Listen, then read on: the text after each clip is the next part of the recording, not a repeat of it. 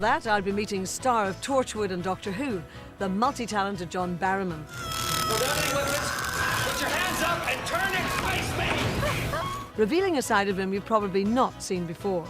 And we have a special performance. Some of the good work being done in London's West End for the homeless and destitute. Now, we've seen him as the handsome star of Torchwood and Doctor Who, and indeed playing a vital role in helping to solve the problem of finding a Maria for Andrew Lloyd Webber's new production of The Sound of Music. But John Barrowman showed a very different side when we met recently to talk about sexuality, spirituality, and his recent nuptials. Well, John, here we are on New Year's Eve, and really, you are the perfect person.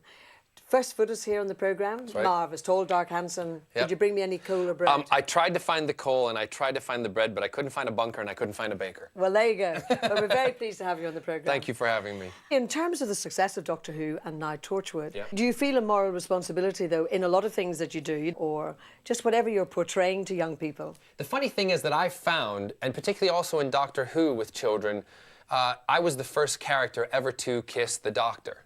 Now, when we got to that point, there was all this hullabaloo raised. You know, some people in the press said, ooh, you know, it's a male and male kiss in a primetime show for children.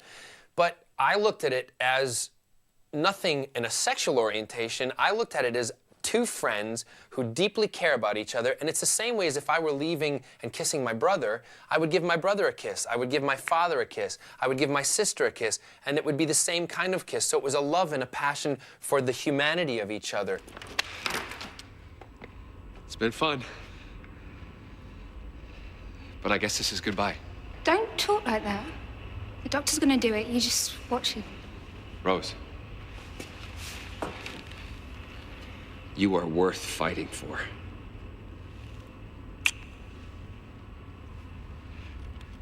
Wish I'd never met you, Doctor. I was much better off as a coward.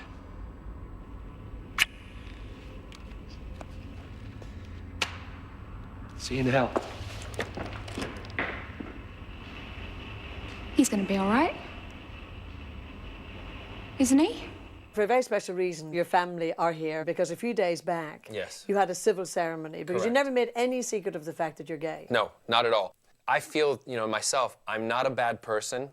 I shouldn't be looked down upon. And the civil partnership was a big deal for me in the fact that it's recognizing the relationship I have had with my partner for the last 14, 15 years. So you're actually calling it civil ceremony, obviously, and not marriage. Now, is that a positive point you're making, that you didn't want to have something that was seen as a marriage? Yes. A marriage for me, this is my personal opinion, a marriage for me is between a man and woman. Because in certain aspects of the church, that is, that's the holy that sanctuary for a man and woman under the eye of God. Now, I know a lot of people who believe that don't agree with my life. Yes, how do you equate that whole aspect of the church's attitude to being gay? And a lot of people make references to what's in the Bible and how you're perceived with your own belief and the fact that you do go to church, Yeah. and you have a fundamental belief. Yeah, no, I do. And I say here, I believe there's a God. I believe that I was created this way and for a reason. I don't have that answer right now. I just know that I have to be the best person that I possibly can be. And my mother and father always said to us, you know, Christianity or whatever you believe in is about being kind, generous, and accepting. If you were to ask my mother, if you were to go to my mother and father and tell them that I'm a bad person, I'm evil, I'm a sinner, all that kind of stuff, my mother would take you down, okay? Because my mother would completely disagree with you. And my mom and dad are prime examples of this, that they have actually left a church to go to another because of what it was teaching that they then did not believe in. What do you think the churches should be doing in order to embrace a modern society, if you like, and people like yourself? I sometimes think that people in the position of authority, that being ministers, priests, people who are the public's connection with God, they use God as the excuse to have bigoted views about people. I think they should be more accepting, try to understand things. This whole thing that you have chosen to be like this is one thing, one hurdle that if I in my lifetime can help people of religion overcome. You know, I looked down the lens and I said, I'm brought up in a church, I believe in God, I believe there is a God, and I believe I was created this way. I haven't woken up one day and thought, I've decided I want to be gay. Why would I decide to be a minority? Why would I decide to be someone who is looked down upon by certain aspects of the public? It's like waking up in the 60s in America and deciding that in the Deep South you want to one day be black. You just wouldn't do that. I guess I'm making it sound like there's me and then there's God, and in between here there's like a block, and that's a certain faction of Christianity who doesn't agree with me. And I don't know if I've if I've just barreled through them and pushed them aside and not worried about it, but I guess I have. I actually haven't let their negativity bother me, because I actually see them as being a little wrong. Of course, some people might look at your belief system and say, well, you have managed to tailor this religion to suit your own needs, so that you can go through the bigotry, so that you can be accepted within your own belief system.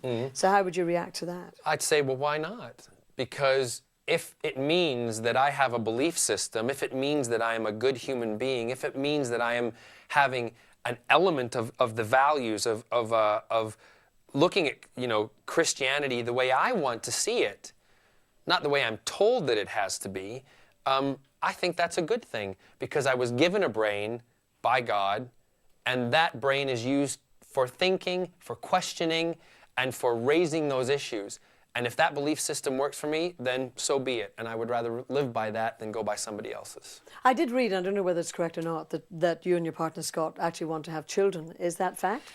I'll clear it all up here. It is fact to a certain extent. We've talked about it. Nothing is being done about it. And at the moment, I think it would be unfair for me to have any type of children. My career is so full on at the moment, and I'm enjoying myself incredibly. I would like to be part of the raising of the child and my child, rather than, you know, letting a nanny do the raising. And I understand that I could do that would be 50-50 balance, but I don't know if Scott's quite ready for it at the moment. I think so it's your idea. It's my idea. And Scott, you know, he stands by me on stuff, but, you know, he says, let's get another dog first. We'll see how it goes. But I would love to have kids. And really, in terms of the Scottish upbringing, how long did you remain in Scotland for? We lived in Glasgow, just outside Glasgow, until about 1976. And that was when, I remember vividly the day my father came home and he said to the family, he said, well, and I'm sure he talked about it with my mother prior to the occasion, he said, we're going to move to America.